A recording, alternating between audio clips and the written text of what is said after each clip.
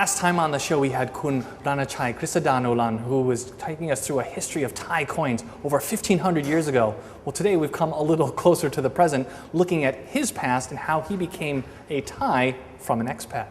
Joining me once again is Kun Ronachai Krisadaolarn, who is the Managing Director of Bangkok International Associates, and if you recall from our last talk, also the co-author of Siamese coins, from Funan to the Fifth Reign. Well, when the last time we talked, we were looking at the history through coins, and very, very fascinating. But today, I'd like to actually learn more about your history. You are, well, not so much you're not an expat anymore. No, not for 14 years at least. What brought you here to Thailand? Well, going back to the 1960s, there was a war in Vietnam, and I was in law school, and I knew I was going to have to join the military. And I was lucky enough to be able to join the military as a law because I had just become a lawyer. In fact, I had to get special permission from the High Court in New York for an emergency admission to become a lawyer so I could enter the military as such. In the military, they sent me to Upper Michigan, Sault Ste. Marie. Sault Ste. Marie, the most northern part of Michigan, not near Detroit, and it got 40 degrees below zero. So I decided to get out of there. The only place I can get out of there was to come to Vietnam. So I volunteered for Vietnam. When I was in Vietnam for only about a month, there was a fire in Ubon Ratchathani province, and some GIs were accused of burning down the part of the town. And I had insurance experience, so they sent me to Ubon to negotiate the settlement. So when I arrived in Ubon, I arrived in Thailand on January 4th, 1969, took the train to Ubon, arrived there on January 5th. The first thing they did was take me down to the police station where they start interviewing witnesses. And that was my start in Thailand. Wow, that is a very interesting beginning here. And what made you stay? Well, after coming from Upper Michigan and after having been raised in New York, I saw that there was another world out there. And I would say, in a sense, a better world, at least to mine. It wasn't a rat race. The people were polite. I would tell this story. When I was in Vietnam, we would have maids who would wash our clothes, and we'd buy 2 boxes of Tide for them. And at the end of the month, they would use a half a box of Tide, and your clothes never got clean, really clean. And they sold the other box and a half on the black market. So when you went downtown, the black market was full of Tide. Now I come to Thailand and I'm on the train from Bangkok to Ubon, and the train stops in Sisaket. And I see people washing clothes, and they're washing, the suds are all over the place. Oh. It's a clean country. It's a clean country, indeed. And I figured this is the place for me. Well, through all the years that you've been here, so many changes have happened. A lot, yes. Both, culturally, politically, socially. What is the biggest difference that you see when you first came here to what you see today? Well, when I first came here, we had the regime Phnom Prapha and Narong. And people say that it was a dictatorship. There was a revolution in 1973. After that, things were never the same as they were before. More democratic, yes, we've had coups and so, but a much more open society after that.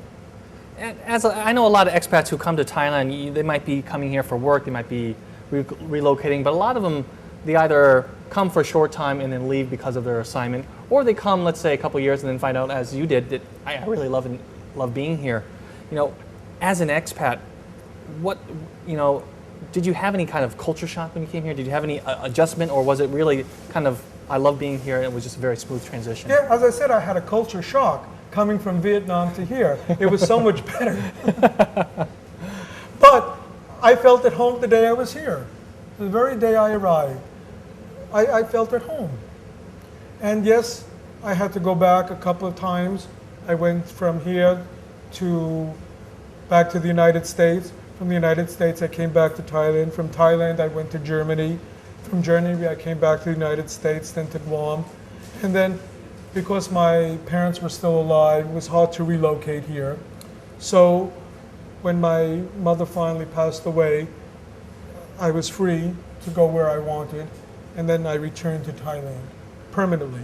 Well, But I never really left. yeah, not in your heart. Not in my heart. And I always, every year I came back 1 or 2 or 3 times. Well, looking at the professional side of it, did you continue law while you were here? Yes, for a short time I was a teacher at an international school here until I could make my full transition. But yes, my whole career in Thailand essentially was law. When I came in the military, I was a military legal officer. And people say, well, what do you need a legal officer for? Well, one, we had GIs accused of burning down towns, so they needed lawyers. We had air crashes, so I was a claims officer. I had to go out and pay for plane crashes. We had car crashes, so people got killed and so I had to deal with that.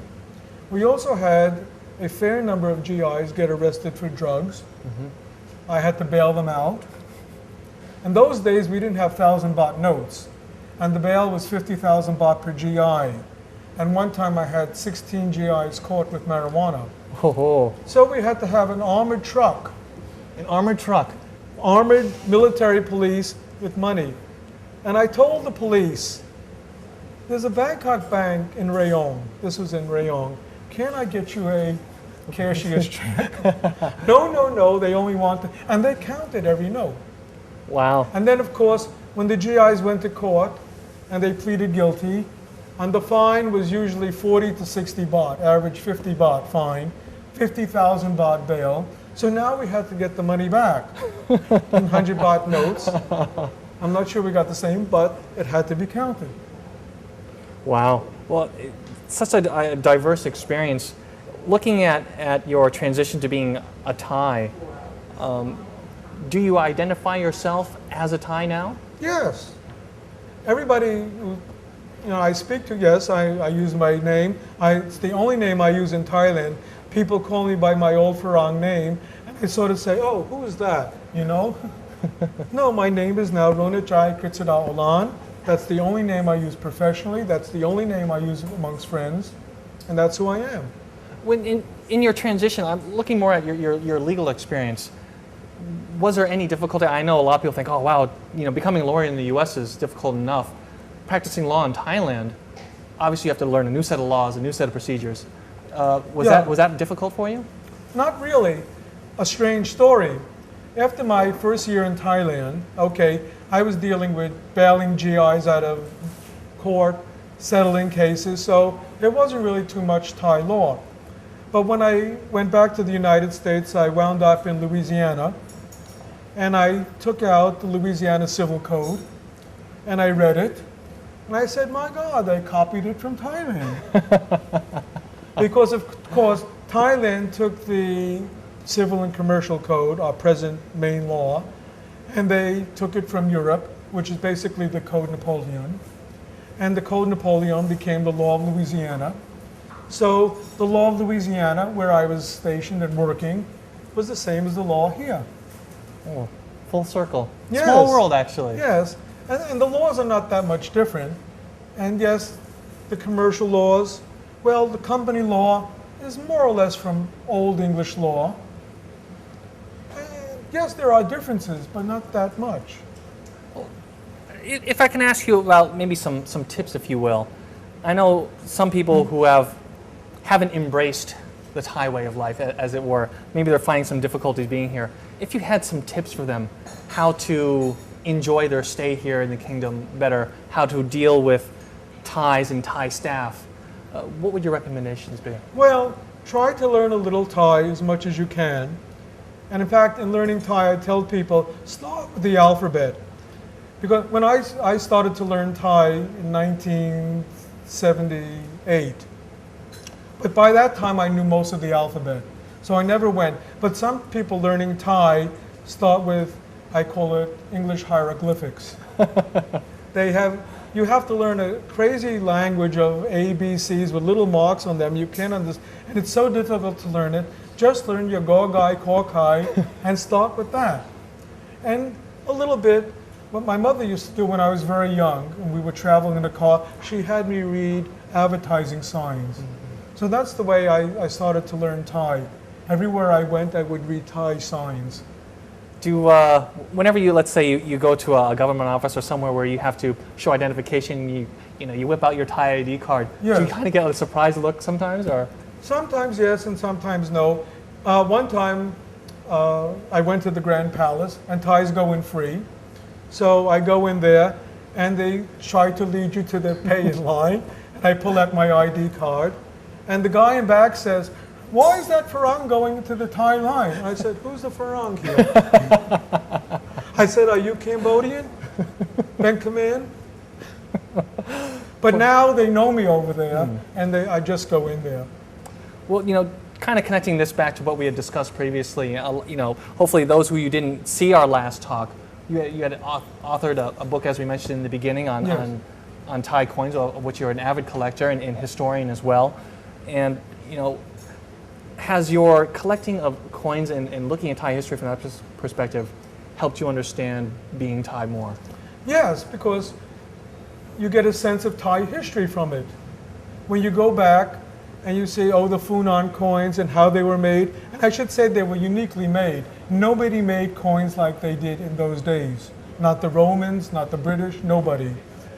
And Thailand had its own way. If you look at some of the coins, the pigmouth money, the Tok Chiang Mai, it's unique. Nobody had the same. So Thailand has its own history, unlike anybody else's. And you get an appreciation of it. Well, I must say your own history is quite unique as well, and thank you very much for sharing it with us today. And thank you for having me. It's been a pleasure. Cup and cup? Cup.